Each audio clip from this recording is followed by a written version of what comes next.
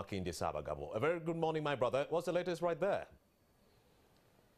Yes, good morning to you, Romeo Busiku. You know, there are people you have to sympathize with. Emmanuel Sempala, the immediate former member of parliament for Makinde Sabagabo, is an educationist. In fact, I'm coming to you from Aidan College here in Deje Namasuba, Makinde Sabagabo, Wakiso district. But him being an educationist, the proprietor of this school, and a former member of parliament, you could think that maybe he's now facing a hard time. But also want to understand why he pulled out of the court case, the election petition, as well as his views about the education now that we are still in a lockdown. Good morning to you, Oweekitiibwa Sempala Kigozi. Morning, sir. Yeah. Would you mind if I take it off now that you're protected? No problem. And I'm also fully vaccinated. That's good. Yeah, I would like to first of all greet my fellow Sabagabo Makinde citizens and the whole country. You talked about the petition, isn't it? Because I think that was last week. We saw court saying that you had pulled out, you had lost interest into the case election petition after losing the member of parliament seat for a second term.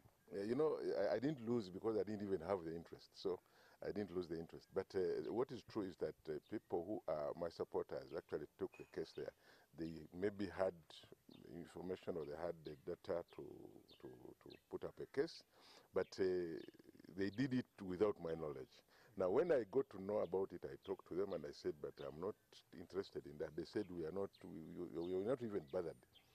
You can forget about what we are doing, but we are moving forward. I said, no problem, if you're moving around, but I'm not part of it. But of course, finally, without me backing it up, they couldn't really maybe move forward. So we had to pull out. I requested them to pull out. And for reasons that are, to me, very pertinent. First of all, I am a person who believes that you should not be a leader forever. And that is why I am on the opposition. That is why I oppose. That's the main reason I oppose President Museveni. 30 years, 35 years is too much for a leader in one position. So if the electorate or by some problem or some chance or somebody wins, I don't really have to fight for that win because one, you give a chance for people to know who is better than the other. By the end of 5 years, they will know whether I'm good or somebody can do better. So you mean the people did consult you before going to court? They did not consult me at all. Was if these people were taking the case in public interest, they thought that as the people you represented in the previous parliament, if they thought they aggrieved,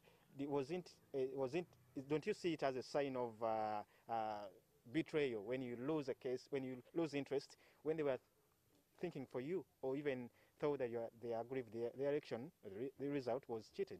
That's okay, but then of course it is two-way. One, there are some people who will feel that they're betrayed, but then there are also others who will say, yeah, but I think Sempala is a gentleman. He should not fight over a position of member of parliament, because first of all, it's only 5 years, and after 5 years, you have to do other things. We should take leadership as a dress that is lent to you or borrowed, you have borrowed, so that at the end of the borrowing of the borrowed period, you have to take it back and then somebody, because this country has lived, for example, we are about 60 years old as an independent country. But then we are going to live hundreds and thousands of years.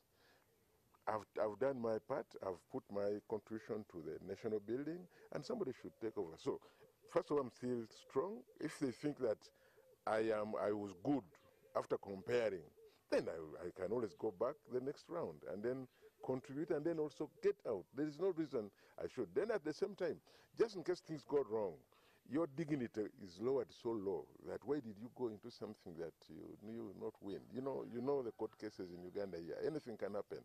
There is no point why I should risk at my age and dignity and spoil what I've built up for so long. I think it's not right. You, before going to NUP, it was the nominations. You were a strong DP member. Yeah. Many people saw this as a political vehicle. Are you still NUP? And then, what are your views about the way NUP is driving the politics, from the principal to the other leaders? No, there's no problem. I'm still NUP because I cannot go back to Democratic Party. I had my reasons for leaving Democratic Party, and those reasons are still pertinent. So I'm NUP, and of course, I am a believer that I can't be in the middle of the road. I have to be somewhere. So I'm NUP. Now, how, why, when, what is happening in your NUP? Whether they are running the party or whether we are running the party properly or not, I think that is not a very big problem now, because even parties that have been there long enough, like a Democratic Party, have problems. The reason I'm asking, you looked aggrieved because at the time when you were denied the ticket, you had a meeting in Makerere, you sounded really aggrieved. We even had a meeting here and the people said, no, you go independent. I said, well, of course, I felt bad that after working so hard, you know what I did in Makerere during the election of our president to parliament. You know how people power started. We used to move all around the country, propping up the support and the rest of it. And when I lost, I of course, naturally, I didn't feel good. But then at the same time, we should also remember that this is a struggle that is not an individual, it's an individual's activity. So if some party some group in the party or some committee or even the president himself, if they didn't see me fit to be the next member of parliament, I have no problem. But then the struggle has got to go on, because that was only just one small piece, just one subset of the whole process of changing this government. So I have no problem. I am still NUP. We are still in the struggle, and that small incident of denying me a ticket should not block us from moving forward to fight for change in this country. Let's talk about Sempala Emmanuel, the educationist, because I know you're a politician, but you're also an educationist. The schools, like here where we are at Island College, the schools are still under lockdown. You're no longer a member of parliament. How are you finding life outside, especially at this moment when there are no schools? That's a very good question. And I think I should give advice. Before you come to parliament, before you start joining politics, first of all, make sure that you are comfortable in your own other areas, because politics is about public life, and public life and private life are very, very different. So if your private life is not comfortable, don't go into politics, because politics will destabilize your private life. So what I did is that before I went to parliament, my private life was very organized.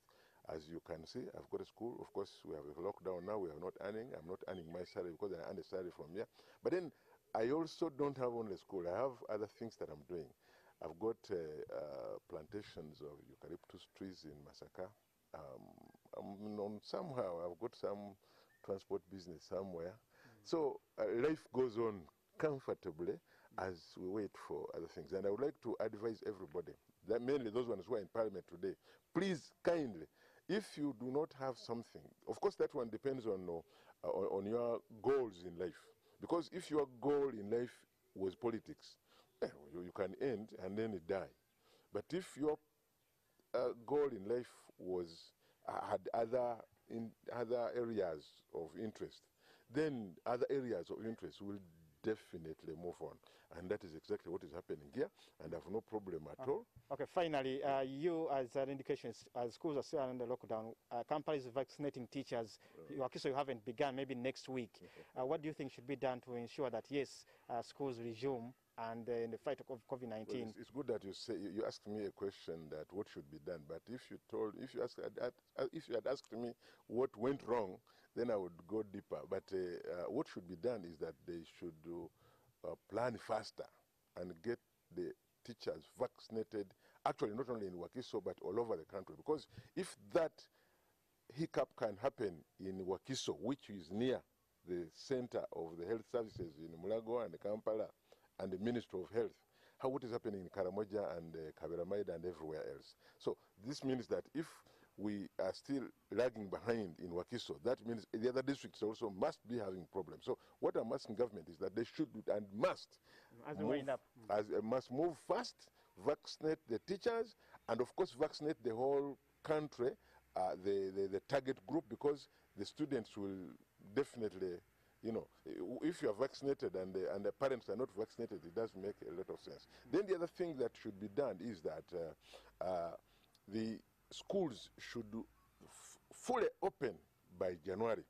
Should fully open by January, and preparation should be made. Now, you are going to tell me that some people, senior 1 did not study enough.